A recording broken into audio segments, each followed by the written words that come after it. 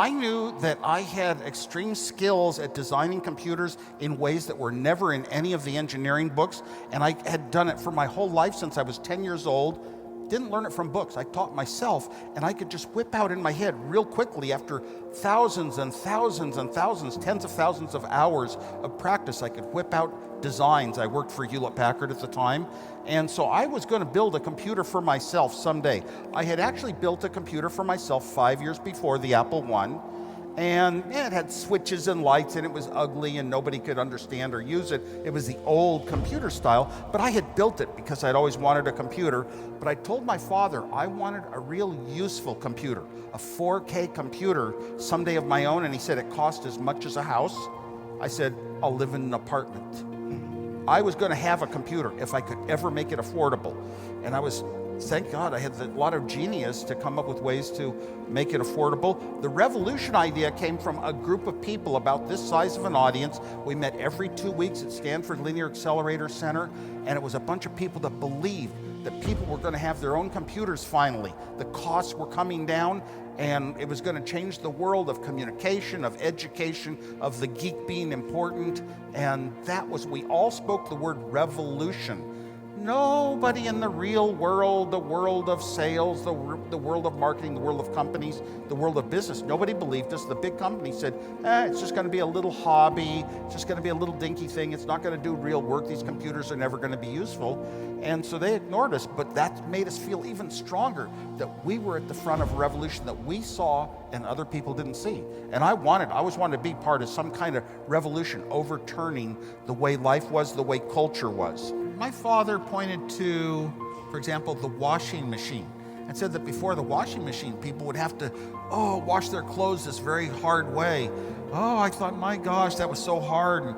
And I said, I want to be an engineer, because engineers build all these devices in our homes, our home appliances for the average person that make life easier. And my father said, maybe someday we'll make life so easy we only have to work 4 days a week instead of 5 days a week.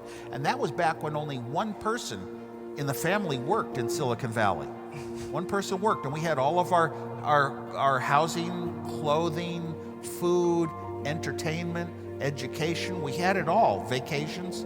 Nowadays in Silicon Valley, it takes 2 people working long, stressful, hard jobs just to own a home. So we didn't get 4-day work weeks. We kind of got the opposite. Definitely and not. that bothered me, because the intent of making all these new, better things was to really make life easier for people, and actually less to do, but that's not how it turned out. Investing in young startups is something that's been around in Silicon Valley called venture capital. Venture capital existed before young startups. Venture capital grew up in Silicon Valley as the economics of the world were being increased by Moore's Law. In Silicon Valley, companies that were successful spun off groups of engineers and executives, and they formed a new company, and they spun off a new company, spin-offs and spin-offs, and people had made a lot of money, and they invested it back in what they knew, and the venture capital community grew over a long period of time.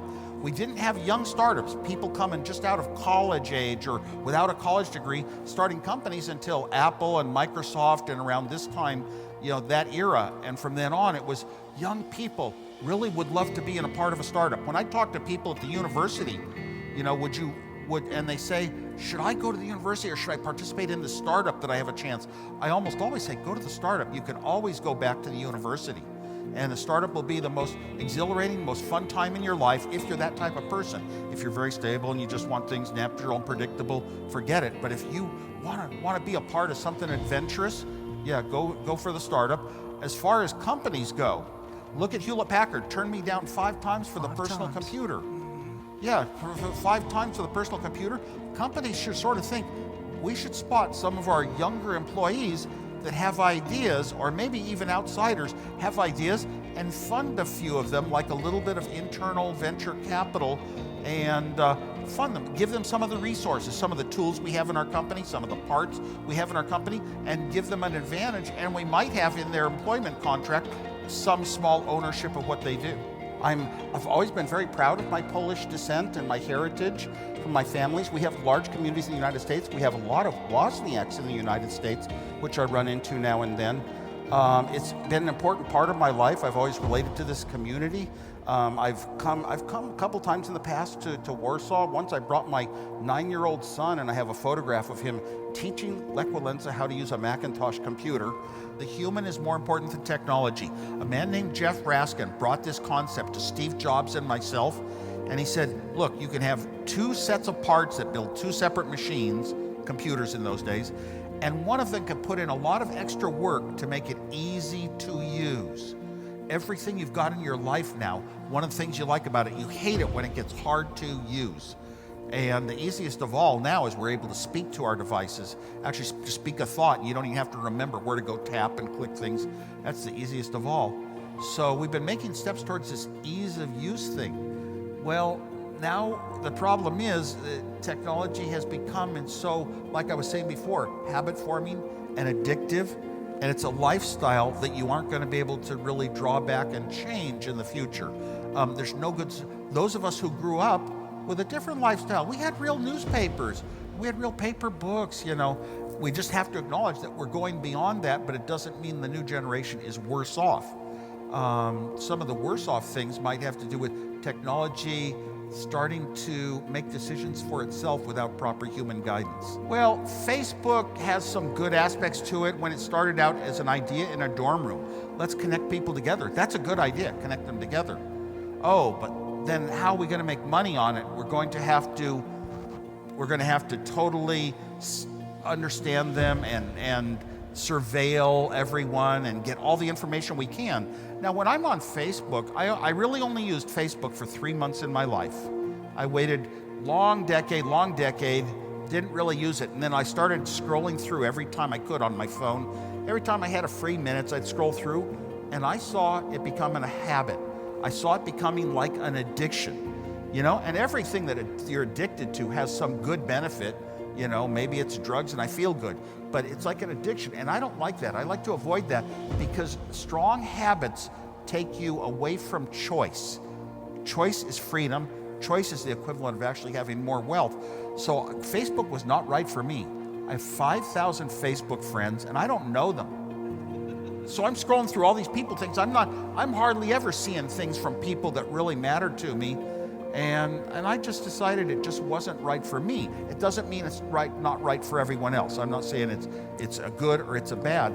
I do strongly wish that Facebook would say you could pay a certain price, get all of our benefits, and we would not pay any attention to anything you do. We would ignore everything that you post on Facebook. I wish that Facebook were competitive.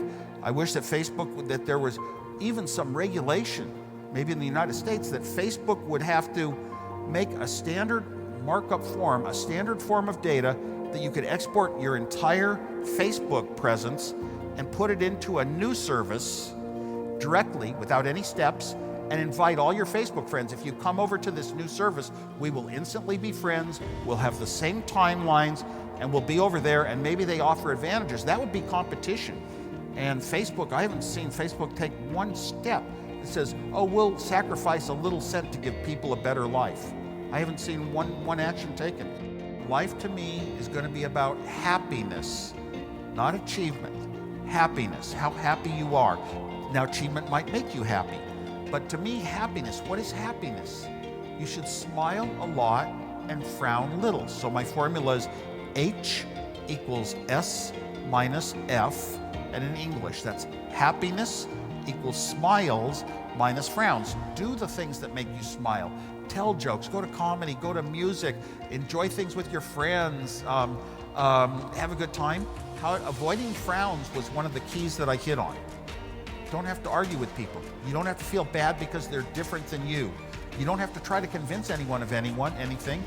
Everybody's good if they have their own reasonable way of thinking. I changed my formula, I modified it slightly after I put on a big rock concert in Southern California, sold over 1 million tickets for two 3-day festivals, long before the ones you hear about these days.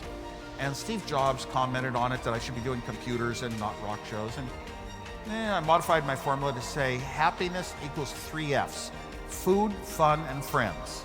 Food is the necessities of life. Obviously food, you don't live without food, but it means your housing and everything. And fun is all entertainment, and friends means people. Food, fun, and friends.